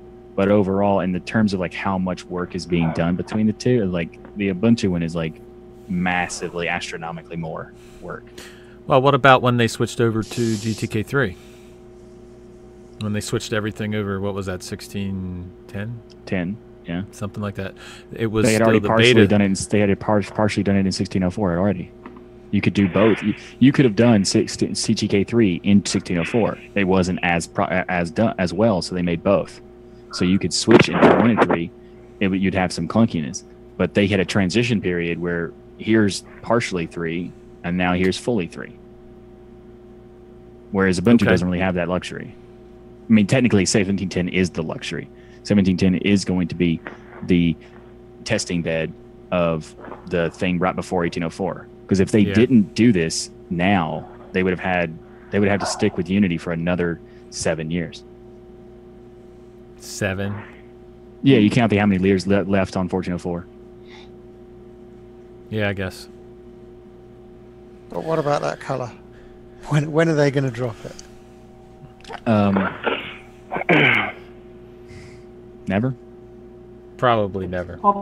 I like the purple. I don't like the orange-purple combo. But if they just did the purple, it'd be fine. I think you should go to hot pink. It'll look better. I mean, that's hard to deny. You have a very valid point. As long as it's got a neon pink. Yeah, but then you'd be looking at Hannah Montana Linux instead. Anybody run it, Matt? Oh, I haven't tried that. I've got to try that. We should all download it this week. It hasn't been updated in a very long time. With our review of Hannah Montana Linux. It hasn't been updated in a very long time. It's not a good idea. Okay. Now, Rebecca Black Linux is different. Right? That's okay. Here's why I don't like the people who made that. Rebecca Black Linux, they made this, and I don't like them because it's useful. Why is it useful? They made a joke distro that's sole purpose was to mess with you, and then like 2 months later, they say, let's just play with it. Let's just, let's make it an experimental distro for Wayland. So it's 100% Wayland. It was the first ever.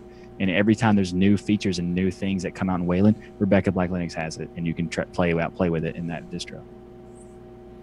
So it's actually useful, and that's it's worth. They made a joke, and they made that joke just like even more punishing that it's useful. Mm-hmm. But it's only if you don't have NVIDIA. That trolling. Yeah. You can run the desktop environments Hawaii or KDE on Rebecca Black OS. Mm-hmm. Nice. Still, we've got to do the Hannah Montana. Everyone download it to a USB drive, and we'll come back next Friday with our... No, I'm a believer. Thank you, Justin Bieber Linux. Well, so is Ryan. I saw it. I saw it on his phone. I'm going to tweet it out. No, you should just assume he did. That's all. Yeah. That's all you got to do, yeah. So there was in the Telegram group, there was a question that I wanted to just go ahead and answer so that we can get it, get that part done, because I promised I would. There was, I don't remember who asked. I think it was Barbara asked in the Telegram group what kind of headset she should get, and I said that you shouldn't worry about the headset because you can spend a lot of money on a headset, or if you already have headphones, which they said they did, you get a good mic, and you can get a decent mic like this for like $25-$30, and you're good to go. And you can have like these little crappy earbuds, and you're fine. So this is a Rock Band mic from the Xbox 360. How embarrassing! It is. No, that's totally embarrassing. No, for one, it's a solid microphone. You if I hadn't told you that. What it means is you bought Rock Band and used to sing. No, I bought Rock Band, and my nieces like to sing. Thank you. Sure, you did. Are you going to tweet about it? I'm tweeting out that I wish I could have a video of you singing a Justin Bieber song in your Rock Band mic. I totally would do that. I have no problem with it. I would join you, the sad thing is. You could go word for word, couldn't you? I probably could. Oh, baby. That would actually go well. Baby. That would actually go well with the Hannah Montana. That's the intro for the next week's stream. Is me and Ryan singing Rock Band, and then we'll have a separate screen showing off Hannah Montana Linux. Right, exactly. We're gonna make both camps hate us. Live concert next Friday night. That's right. But anyway, the microphone. Ryan's MacBook. This microphone is only like.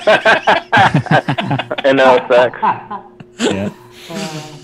This microphone's actually like $25-$30 max, and you can get it on Amazon. And I already had this. Like I had it a long time ago from the 360, And then I just plugged it in. And I was like, I wonder if it's good. Like, it's just laying on my shelf for like years. Is it good? Like, could I use it? And I just plugged it in, and it works immediately, perfectly, no problem. Like, it's detected by the kernel, and you do nothing. Believe it or not, it sounds good. Yeah, and it sounds like a solid microphone. Yeah. All of my podcasts and stuff are recorded with this thing. So, like, it's actually so super surprisingly good. Could you drop a link in chat? Yeah. So what you're saying is you're rocking the mic. With pride. Well, I'll tell you what. This headset here is the HyperX headset, and it's a great headset, but the microphone on it is terrible. And that's one reason why I got a separate mic, because I started actually doing the first couple of videos that I had done on my channel with this headset, with this mic, and it was so low, and there was no way to turn it up. I had the volume all the way up. I had it maxed over 100, and I still could not get the volume in the YouTube videos to be normal, like it would be in any other video. So I ended up going with. And this also has the detachable mic, so I agree that all you really need is a good set of headphones, and you buy a separate mic. And a lot of them, even you can buy a clip-on mic. Like they actually have the clip-on mics that go right onto the headset by a magnet or something. And yeah, you don't really need to buy a separate headset, because 90% of the time there isn't a good combination of the two. You either have a really good mic or really bad sounding headphones, or really good sounding headphones and a really bad mic. That is true. Well, that's where I'm lucky, because being tone deaf, I can't tell the difference between a good set of headphones and a bad set of headphones. So these, for me, these Sennheisers, sorry, you probably couldn't hear that. These Sennheisers, supplied by my company because I've got a Cisco phone on the laptop, works fine for me. Ryan's got the perfect headset. What's your headset, Ryan? The Bluetooth ones. Oh. The Bluetooth ones, Ryan. Well, which ones are you talking about? You talking about the ones that did a recent, the Bluetios? But these particular ones are the what do I have on here? Audio Technica Airs, the ATH 900. I've got a lot of headphones. These are the ATH 900X. Oh, the Bluetios. Yeah. Junk. Yeah, like $150, and I wouldn't give them $5 for it. They actually were on the verge of being some of the best headphones I think out there. They just failed miserably on design and comfort, but they had some amazing sound. Now, if you're talking about like some of the other Bluetooth headphones, maybe I've done lots of reviews, so it's hard to say which one you're. Yeah. The most recent one was the Blutio headset. You may have been talking about some other ones. No, I think it was the Blutio ones. Yeah. Have you listened to them? No, but I know somebody who has one, and he said he should have spent the money for those things. They're junk. Yeah. They're close, though. Let me tell you, out of all the Bluetooth headphones I've tried, they're the closest to actually making a good sounding Bluetooth headset. They just overdid the lows a little too much, and the comfort of the headset and how goofy it looks. I mean, it really looks stupid. Like, I'm not somebody who really cares, obviously, what my headset looks like too much, but these really look stupid. So, but they're close. If they could take some of the suggestions there, they might be the first company to actually release a good pair of Bluetooth headphones. Oh yeah, I was going to comment on the comfort part of it. He was telling me those things are so tight on his head, it's like very uncomfortable. They hurt, and they're heavy because they've got 6 speakers inside each side, and it just you can feel the weight. It's like crushing your head. I'm okay with earbuds. Focal spheres are the best earbuds, I think. Best I've tried personally. Oh no, these are so good. I don't even remember the name of them. Oh, what I meant to say is they are Maxells. Oh, okay, good. Or as I like to call them, $10 from Walmart. That's right. Ain't nothing wrong with the blue light special. Exactly. That's Kmart, dude. This even has Get it right. This even has a microphone, so I can use it on my phone as like when I'm on the 5 minutes of phone calls that I'm on. And I'm sure it's an exceptional mic too. Well, it's good headphones. I like those. Yes. But it's good that you have that you can have like a microphone that's good. Like all you need is a good microphone for something like this, or any kind of like, because most people don't care how they hear in your headset or hear in your headphones. So as long as your microphone is good, then you're good, and you can stand whatever the quality of the headphones are. You're fine. You're good to go. You're fine. And that's how I approach it. Well, I find that, and one of the reasons why I'm wearing these right now is because I usually wear earbuds. But with Destination Linux, the podcast, trying to do like voice or sound tests, I'm trying to use the earbuds, and there's just no way I can get a good, clear sound to see the voice levels of each person that's talking. So I'm gonna try wearing these from now on. Yeah, that's fair. I mean, if you're trying to actually like deal with the level of audio, I'm in the sense of like if someone wanted to join this chat but they didn't have a good headset or microphone, they were worrying about which one to get. Any headphones at all is fine. Like even the $5 ones from Walmart are good. I upgraded to these because this one has a mic, so. Oh, okay. Good spender. I agree. Spend your money on the mic, and you get a separate one. Whatever you're gonna spend it on the mic. Yeah, and if you're cheap, you can get one of these, like me. The Antlion audio mic, the mod mic that Robot is talking about, is actually had some really good reviews. I've obviously never tried it, but people love it. And also, you gotta make sure whether you get a condenser or a dynamic mic. Well, this is just a boom mic attachable to your headphones and stuff. But yeah. So, what do you think is better, condenser or dynamic? Purely depends on what you want it for. If you're doing it for just talking, then probably actually depends. If you're doing like a conversation like this is a dynamic mic. Yeah. So it might not be good for everybody, but a condenser mic you can have it farther away and it'll pick it up really good quality. But it also picks up literally everything else. Everything. So if you have a quiet environment and you don't want to sit as close as I am to this microphone, then a condenser is perfectly fine, like a snowball or something. Right. Don't get a snowball, just like a snowball, because that's a condenser mic. But if you want a high quality, very small cone of range, then a dynamic mic is better. And also dynamic mics are better for if you have any interest in doing singing. Always go dynamic mics.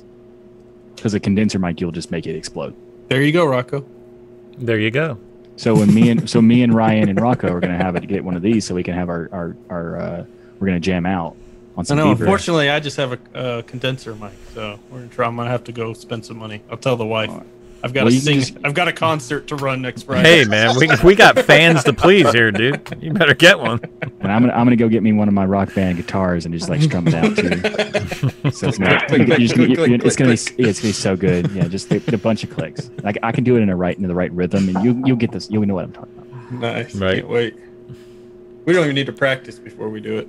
You know the sad thing is, because I played that with my nieces so much that I got expert on the guitar. See, Robot says I could become the first singing Linux podcaster. Corner of the mark. Yep, absolutely. That's it. That's what these are for. You should totally do it. Actually, it is a surprisingly good microphone for $30. I'm sure. Well, I mean, you can tell. It's you can nice. tell. Maybe it's my voice and it's silky smooth, but I don't mean, think it's still. your voice, it's the microphone. Wow. Good one, Chip. Good one. When he doesn't have the mic, you should hear what he sounds like. I had to. Hi guys. I sound like this, Chip. Thank you very much for playing this guessing game. I'm sorry, Michael. I had to. I really did. Now we're trying to talk about Linux Mint just because you brought it up.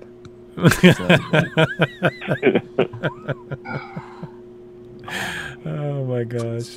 Well, this is the Blue Yeti, and it is a dynamic mic. And I watched so many videos. I mean, when I first decided to buy one of these, I watched so many videos on the differences between dynamic and condenser. And after watching hours and hours of videos on it, I was still totally confused about it. of which one would be the best.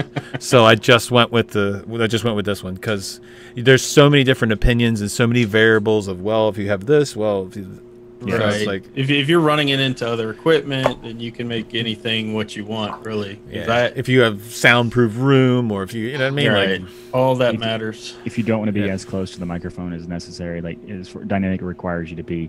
If you're not close enough to the volume, we can't hear you. Yeah, What'd you say, Michael? We can't hear you. Exactly. He made his point. A live demonstration. Right. Mine Drop works. the mic. You only be out $30. But that's the difference between the blue. I mean, this is still a dynamic mic, but I can still be farther away from the mic. I didn't do that. No, see, doing this, it doesn't. Yeah, but I can still be like this, and you can still hear me. But well, you're not changing. It's the angle. Yours is like. You can still. The direction of it is out that way, though. Right. Because there's a setting on it. You can have it do all the way around or just omnidirectional. Yeah. So it's going directly out there, so you can still hear me. It's not quite as bad as yours. Like we can't hear you when you back up. Yeah, mine's one direction. So it's kind of like a cross between the two, but I think it works good. So I think the Yeti is a good microphone as long as someone is not trying to go like super ridiculously amped up microphones. Like it's not the best out there, but it's definitely one of the best for the price. Just don't get a snowball. Those are terrible. Yet there's so many videos out there that suggested, oh, get the snowball, and for the price, you get the snowball over this one. I'm like, nah. Well, there's two versions of the snowball too. There's the cheaper version, and then there's the slightly more expensive. I've not played with the slightly more expensive version. I got the cheaper one that I found out later, and it was junk. So I don't know if the slightly more expensive one sounds better or not. I've not tried it, but some people said it did. It's slightly more crisp. Yeah, but overall, it's not worth it because you're saving like $30 at that point if you get that one. Just go get the Yeti. Yep. Don't get the red Yeti though. It's not. It's just it's so gimmicky, and you'll hate it after like 10 minutes. Snowballs and Yetis. Snowballs. Well, that's because nobody wants that color. They don't want blue. I've seen people like. Well, there you go, Rocco, with your theming. I'm telling you. Wait, look. Who wants a dark blue microphone? Your microphone? I mean, look. That's why I got a black microphone. Okay. It's getting ridiculous because it blends in. You always get the neutral color. That way, you can always change your mind, and it'll never mess up the color. And you don't want to clash with your shirt because that's just wrong. Well, part of the thing is when I started doing the videos, I didn't really want the microphone in the picture because I was being stupid and picky and stuff. And it kind of like, I used to keep it like down here. So it would like, you could only see the top of it, but you really didn't notice because it was in my black shirt. It's under the black shirt level there. Yeah. Wow. But anymore, it doesn't matter. So there you go. At least with the color of his microphone, there's no pixel problems, is there? Look how perfect the background of his room is. Now I'm starting to pick this stuff up. If you look at my room, it's just a disaster collage of crap. And then you look at his room, and the curtains are perfectly tucked and tied, and the blue curtains match the blue cup that's beside the curtains. Why do you have a second chair there in the back of you? I mean, really? Well, when you get to my level, Rocco, you can have a DX Racer and an OPC. Wow. Yeah. Holy mackerel. When you get to my level, you can get an Office Depot. Speaking of that, Office Depot went back last week because it had some kind of god awful smell. It was making me sneeze, and they said, "You're the first person I ever heard that was allergic to the foam." And she stuck her nose. She goes, "Yeah, I can smell it here too." She goes, "But I've never heard anybody sneeze. It was so bad in here that even my kid, when he walked in, he's like, it was a really nice, comfortable chair, but oh my god, I've never had a chair with the memory foam that just smelled like chemical." That's crazy. So, yeah, but truth be told, I had to make room for the 3D printer, so everything in my room is completely jacked. There really was no room for it. Yeah, Did you get your judging backgrounds? I've got the worst out of the bunch. That's just a junk collection. My old 25.5-inch monitor and whatever. It bothers Rocco. He talks about it off stream to me all the time. Well, I think the one painting. I think the one painting is just a little bit lower than the other one. I think the red one's a little bit lower than the blue. I need to have you come over and interior decorate my room. Just saying. It's off by 4 pixels. 4 pixels. It is. It look like the picture looks like they're in pain back there. Is that from listening to you talk, Ryan, or what? Yes. Wow. Wow. This guy. It's his singing. Justin Bieber songs. That's what it is. It's the Bieber. It's the Bieber, man. Yeah. That's my art, actually. I painted that, so thanks for insulting me. You did? God. No, I didn't. Are you a starving artist? That is my art. Thank you. Did you? No, not at all. My art would be a stick figure. So I don't have that much of a good set right now, but I do have a Rocket League ball, so that solves everything. That's pretty cool. You have one thing that we don't have. Yeah, you actually win. No, that's ridiculous. I have 2. Oh my gosh. I so need a rocket ball. Well, Psionics should really send us one. We're really keeping them alive. I know. So this one is actually only available in like a super exclusive thing. This one's on Amazon if you want. Nice. I don't want to pay for it, dude. I just want them to send it to me. Yeah. Oh, they don't care about you. Oh, okay. Have you seen us play? There's people who are like pros that get like thousands, hundreds of thousands of views every video they make, and they don't even acknowledge their existence. Wait. I'm going to ask this question. Go ahead. I was going to say they'll send you one for free if you agree to stop playing. Pretty much. Pretty much. What has happened here? First they insult my paintings, now they insult our pro league play. I don't know what's going on. But seriously, for those of you that have played it, tell me there's not a more hostile game than Rocket League when you play competitive. What? I have never I've played a ton of video games, and I have never encountered so much hostility. No, yeah, playing competitive. No, not even close, dude. Not even close. I don't know. I can't attest to that, but I told you the stories about the Battlefield games when my kid was in college, and him and his buddies would be sitting here and between the obscenities and the slamming of the couch and throwing stuff around. So if it's worse than that, then I'd say yeah. But, no, I'm talking about the hostility. I'm talking about the players being hostile toward the other players. Like, I'm playing today, and I had the guy tell me that I should just go kill myself. Your own teammate. Because I am so terrible. Just go kill yourself now, right now. I mean, like, and this is constant. Like, this is, I mean, that's really? a new thing for games. Like, that's become a fad now. Like, yeah, I thought to go and install it was harsh, Rocco, but... Rocco, I told you never to go alone. I could have helped you there. As far as I could care less, dude. It's very toxic. It is very toxic. Like, there's actually like some streamers who specifically say they turn off chat, like the text chat, so that people don't like awful to them, because it's gonna happen. In unranked, it rarely happens, but in ranked, it's almost always. Yeah. Like unranked, it's okay. You know, you have 1 or 2 people that will say this, but when you get into the ranked thing, oh my gosh! Like I said, I've never played a game that it's just like everybody's like so angry. Well, to be fair, Rocco, you probably scored for the other team a couple times. I might have inadvertently scored for them. There's in the sense of I don't. The lower ranks of Rocket League is fine. Like, most people are nice. The mid tier, okay, like not the good people, but the like right below that, they're awful.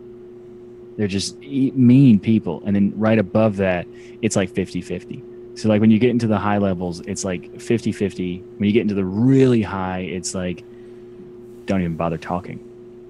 I mean, they literally don't even talk to each other. Like, they play the game and that's it. So like the toxicity is gone, because even when someone says, you know, nice shot, they'll ignore the text and not even respond and not even say thanks or nothing. It's nothing. And so like the higher you go in the game, the less ridiculous it is. Except for the beginning. The beginning's for some reason okay. I guess it's because everybody's terrible in the first. But there's a lot of people that just still play casual, that don't want to even play competitive. There's a lot of people who do that. Yeah, that's true.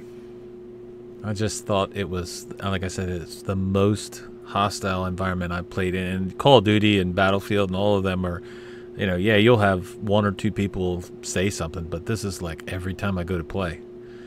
I mean, you've played in my levels before, and it's not that bad, right? No, as a matter of fact, no. When we played a match, but I think that also has to do with who you're playing with too. Like if I'm playing with somebody at your level, then you're picking up the slack for me, and it's not quite as embarrassing as it is when I completely whiff and you come behind me and score the shot, kind of thing. so it's not, you don't meet that same hostility. But when you're in a game where you're just at my level and you completely miss a shot and you get 14 swear words at you and everything else, it's like, hey, I've been dealing. You're such a nice guy. I've got to know, what was your counter to his "go kill yourself"? Was it like, I didn't say anything. I hope you stub your toe. I didn't say anything. I didn't even say anything. Rocco said, "Give me 10 minutes."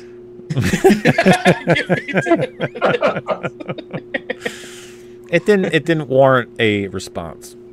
It didn't. No, absolutely not. So, that's one of the stupidest things to say in a game. It's like, oh, it's not. If you care that much about a game, you have no life at all. Yeah. So you've already killed your own life. So like, absolutely, that's just ridiculous. Some people just have no etiquette, do they? There's also some YouTubers who are popular because they're toxic. And they are, and they're popular. They're popular because they're toxic in Rocket League, and like they got popular because they're toxic, and it's so ridiculous. Frank said Rocco told him your monitor is off by 4 pixels. He missed the shot because the monitor was off 4 pixels. Oh my god! It's all the monitor's fault, dude. I streamed my Rocket League today. And I seen that.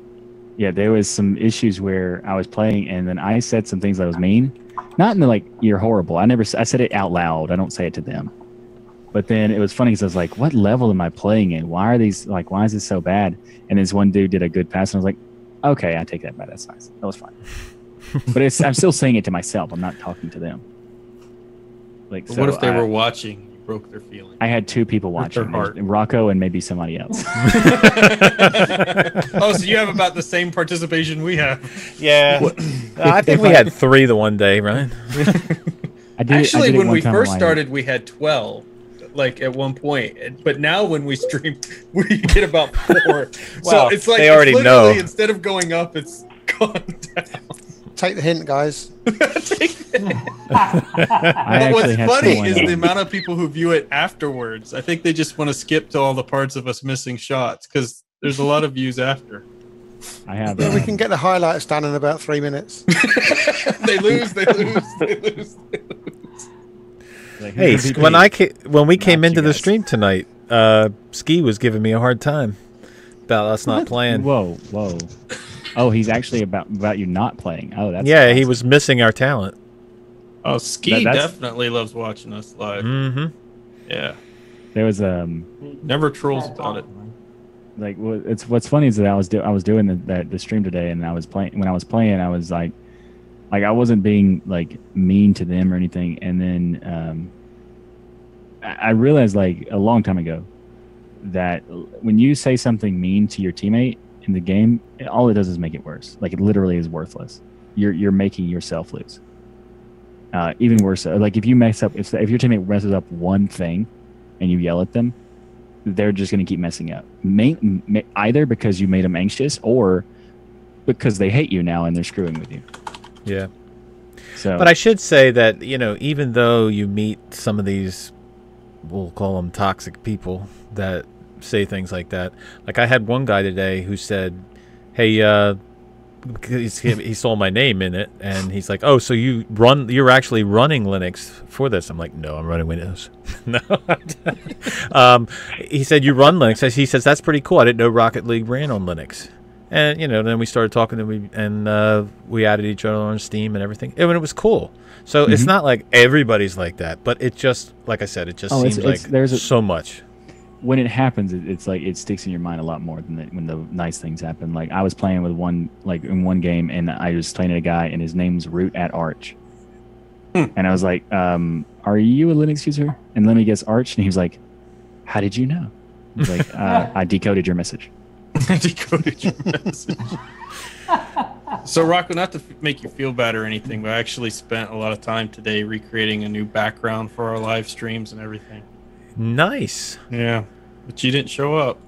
Wow, thanks for making me feel bad. Go kill yourself. Yeah. Oh, I'll tell you, I should go kill myself now. Sorry, I couldn't resist. That hurt even saying it. It's so ugly.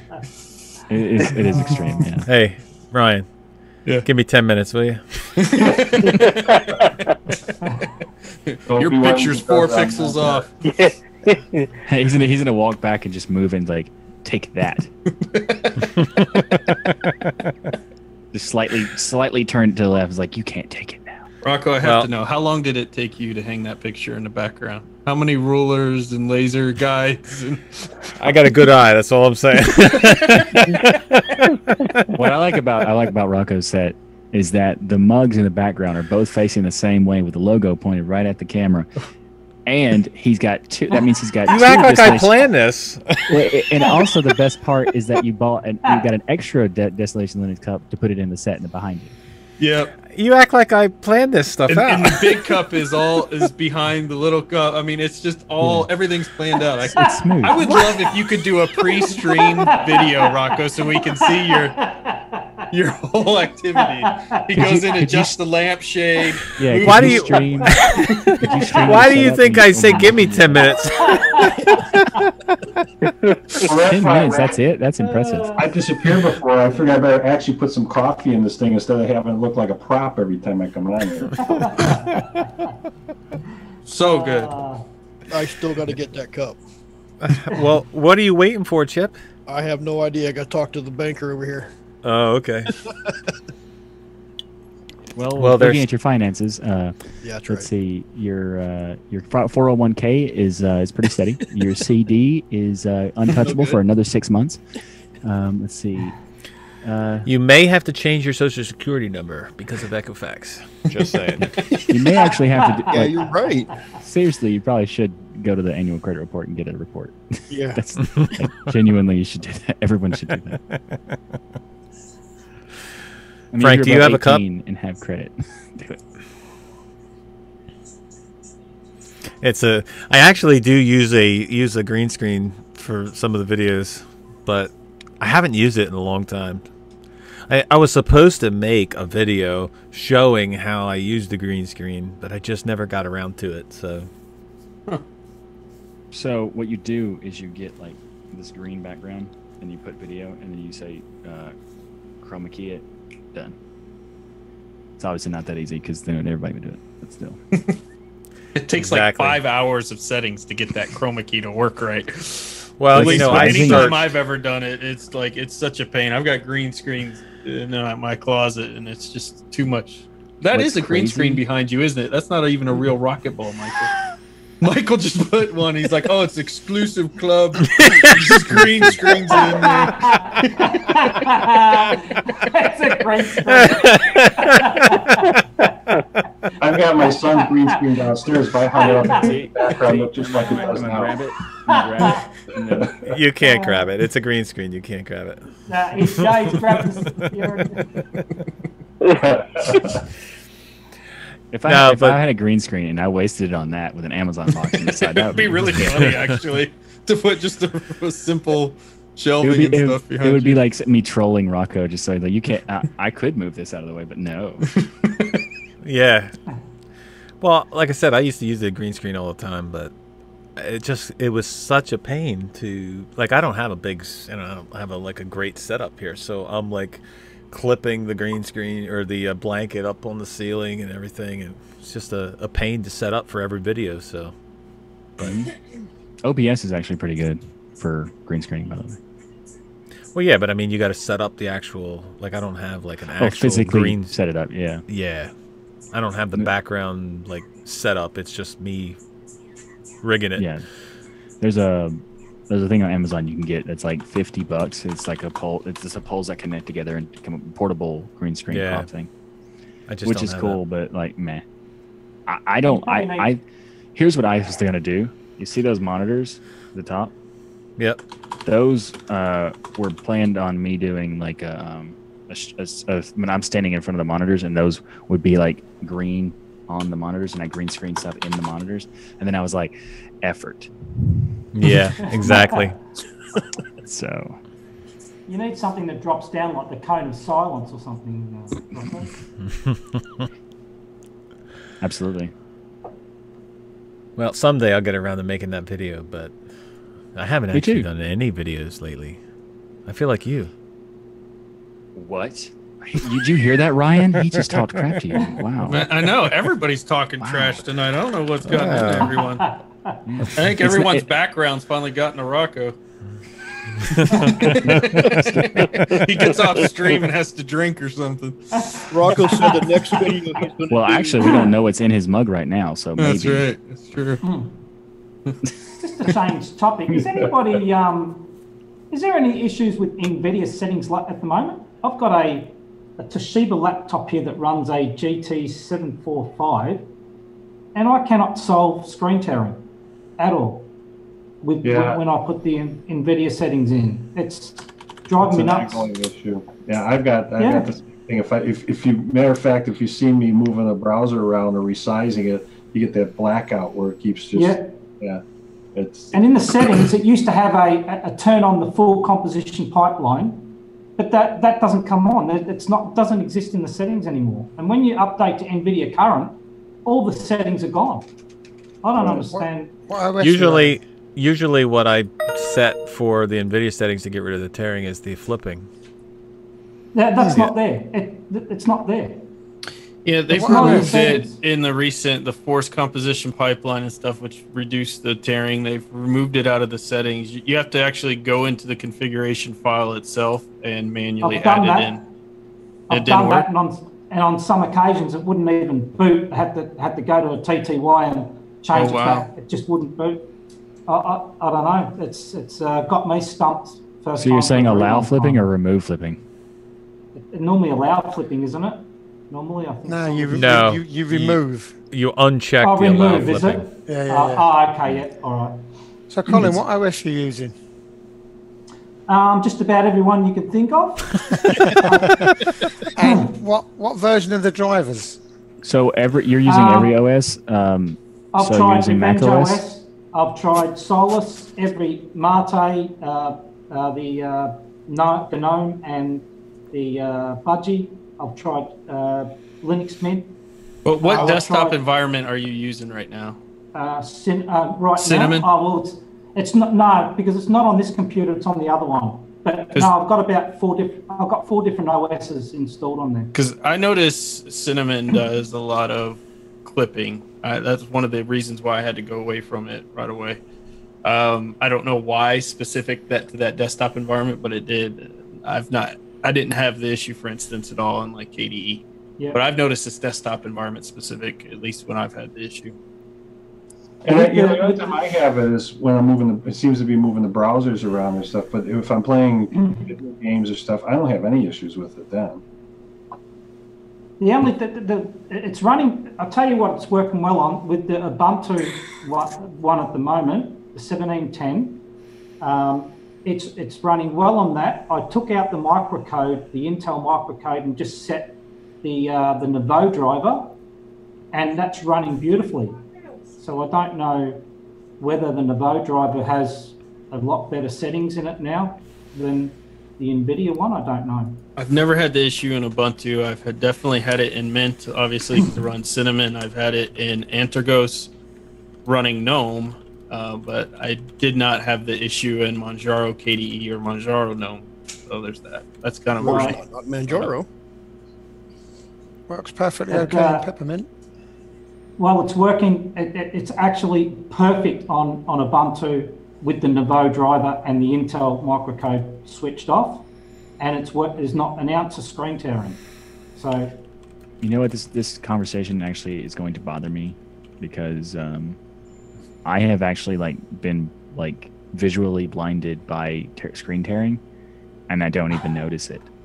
Like, it's there, and I know it's there, and I just go whatever. I don't care. And then now that you're talking about it, and now it's screen tearing's in my head, it's just gonna drive me crazy for a week. It's driven me crazy for a week already, Michael, and I still haven't solved, except for the Ubuntu one. That's the only one that's worked, and it's with the Nouveau drivers. They're the open source, and they're working fine. So I don't know. Except when you try and game and you get 1 frame per second. Yeah, exactly. Yeah. Well, I'm not a gamer, so it doesn't bother me on that side too much. I don't really game so much, but yeah, you're right. But you could there is a way you can actually install Bumblebee and something else where you can flip between the two drivers, so you can do that. If screen tearing solved on the gaming side, then to resolve it on the other side, you could just flip it back. So that's an option that I found. I noticed I have Mint Mate, and every time, even when it boots, as soon as I put the Intel driver on it, even the Mint logo splash screen for the split second that it's up there looks like it's on a 640 by 480 or something. It looks like it's just bizarre, and then everything's fine. But it's just that doesn't bother me. But it annoys me. But it doesn't annoy me enough because if it's just moving a browser around, and I can't remember if it does it when I've got a program open or not, but it is kind of annoying to have to look at that. But the trade-off is, if I want to use it to game and this kind of stuff, and it's fairly stable with that, and it seems like since they did the last update, I noticed it almost actually seemed like it got a little worse, but I don't know. Maybe it's just my imagination. Well, the latest drivers, I think, for NVIDIA, I think was 384, I think it is, or something like that. Yeah, 384. I thought I was reading they had some big issues with those drivers, bugs out there. I think they must have, because the 384 seems to be worse, and the settings are very limited in the X server settings as well. So, I don't know. Yeah, because I think I'm looking, there's a whole list of them that when I did a driver search that are still in there. Obviously, it didn't pull the old ones out. So 340, 375, 378, 381, and 384. And I think it was 375 that seemed to be doing pretty decent with no issues. And then when I went to the 384 is when it kind of started acting up again. 375 is all you get with Debian, so it must be stable. I'm on. Do we need to get Mr. Torvalds? Do we need to get Mr. Torvalds to give him the bird again or something, or what's the deal? Well, maybe you just switch to Solus and they'll work, because I seem to have no problem. It doesn't work in Solus either, although I didn't try the Nouveau drivers on Solus. I don't know, I'm going to have to try that. So. That's actually a good point somebody recommended, of just going and using one of the older drivers for NVIDIA. Like, it looks like Ubuntu's on 375.66 right now. I have 375, yeah. Yeah, and I'm not having any issues, so maybe if you go back one of the previous versions. I went back as far as 304, and I tried. I was running Theron OS, and he's just a bit better than Mint. And I run every driver from 304 all the way up to 380, and not one of them solved it. And you're using a laptop? Is this in a laptop with dual? Yeah, it's on a laptop. Yeah. Yeah, see, mine's a desktop. Mine's 375. What is it? 375.2. It was the one that I was using before I just jumped ahead, and it was still there, but it was very minute. It seemed like when you'd move it, but this one seems like as soon as you go to try to stretch the browser, everything just goes black. And I just I opened up GIMP and whatever, and that seems, programs seem to move around okay, but it just seems to be the online browser or when you're more online that's doing it than anything else. What would be interesting is if you went into your BIOS. I don't know if your laptop BIOS will have it, but if you could turn off the Intel, not to permanently, but just see if you turn off the Intel, if your issue goes away. I can do that now. I'll try. That would be interesting. That's well, and the other thing too, that in the Don't know if settings there's an of the option for drivers, that. you could, override stuff. But even when, it seems like that didn't even solve it either. Anti-aliasing if you want that, enhanced, or just overriding. I've tried those. Settings up, it doesn't seem to make it any better. Sometimes it seems to make it worse. Robot in chat was saying Bumblebee hasn't been updated since the last Bush administration. I don't know if that's... That was pretty funny. I don't know if that's true. Do they not support it anymore? I have no idea. I stopped trying Bumblebee years ago, so maybe. I actually. What's turned the off other my- one? There's my board. Bumblebee and there's another one people use for the dual graphics cards. Optimus. Is that it? Yeah, I think it's Optimus is the other one, I think. I don't have a fancy laptop with 2 cards, so I've never run into the issue. Yeah. Yeah, Like you Optimus said. is the one with that's the one Nvidia's promoting is Optimus. Yeah. Yeah. So that would be the one you would want to use. I just use the basic proprietary drivers. Cause freedom. Freedom. Yep. I have the freedom to I choose remember how to get in proprietary. BIOS now. Yeah, see now, like, I'm using the 384 drivers, and I have no issues. And I do have the NVIDIA settings installed, and I do have the allow flipping setting Right. there because I unchecked it. And, So I don't know- and you're running Are you using Solus? Yeah, I'm running Solus. Well, that's interesting. So- you know what I suspect? I suspect it's my graphics card. I've got a troublesome graphics card. That's what I'm suspecting. Well, maybe I don't know. Do they allow different settings for different graphics cards? Like, I don't Well, I think think the they ones in the shouldn't. laptops. Well, they should I let you think have the ones in the laptops are a bit different than the desktop ones, aren't they? They I'm are. pretty sure. There's the mobile versions. Yeah. See, mine says allow flipping is checked on. Maybe that's part of the problem. I still haven't checked. Yeah, if you uncheck that, it Right. should take away all the tearing.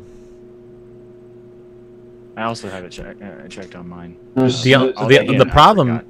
The problem is though you have to save that to your config file, or you have to open up the settings every time you boot. Because when your computer boots up, them settings won't take effect until you either put it in your config file or you start this NVIDIA settings. Okay. So, Ryan, what were you saying? In the BIOS, There should be a way to turn off integrated graphics. There should be an option like integrated graphics on or off. I've got Intel Turbo Boost technology enabled. I don't know. That's if that- fine. That's processor. Okay. Don't think I have that on here. I'm pretty sure. Let's have a look. There should be a section, and I forget what it's called, for like onboard stuff in the BIOS. Yeah, it's called onboard settings. Is that what it is? Onboard. It is really. But depending on the BIOS, it could be in a different section. But there should be something if you keep searching for integrated graphics to turn off. Yeah, you're right, Rocco. It did seem to help it. It doesn't turn completely black, but if I move it real fast, you can see just a tinge of a black area outside of it trying to catch up. But it's much better. Nice. Rocco for the win. It didn't have anything to do with theming either. Huh. No. Who would have thunk it? You have other talents. Only one. Rocket League. That's it. That's my only talent. Rocket League. Getting people upset at Rocket League. I can bring the best of them down. Yeah. And that's his teammates he's talking about. Yeah, exactly. Speaking of Rocket League, we need to go play some Rocket League. I'm telling you. Let's go do it. All right, let's go do it. All right, so everybody gets a last word in. Colin, what's your last word? Chip, don't go out of line now. We'll get to you.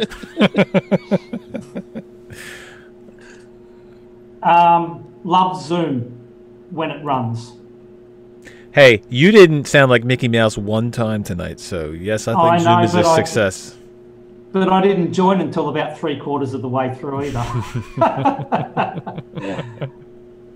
Is there a way of testing? Is there a way of testing this without being anywhere, or that it works, or you've got to actually join? No, you can test it with. I mean, I think there's a free like room thing, but you only have like 1 or 2 people in it, right?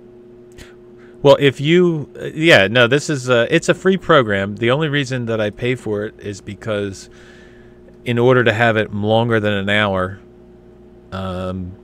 if I think it's over 3 people and longer than an hour, you have to pay for it. Otherwise, it's free. Right. So if I was only doing it with 1 or 2 people, and we were only doing short chats, it would be fine. But you have to pay for it once it goes a longer period of time. So, but you could test it on your own, Colin. You could open up Zoom and just start a video room and just check your settings and everything. Just talk to yourself. Okay. Yeah. I do that a lot anyway. Zeb, what's your last word? Beaver next week. Beaver. Opening trailer for Friday Night Live. Beaver. Everyone bring their lighters. Yeah. All right, Chip, it's your turn now. Bring a spinner.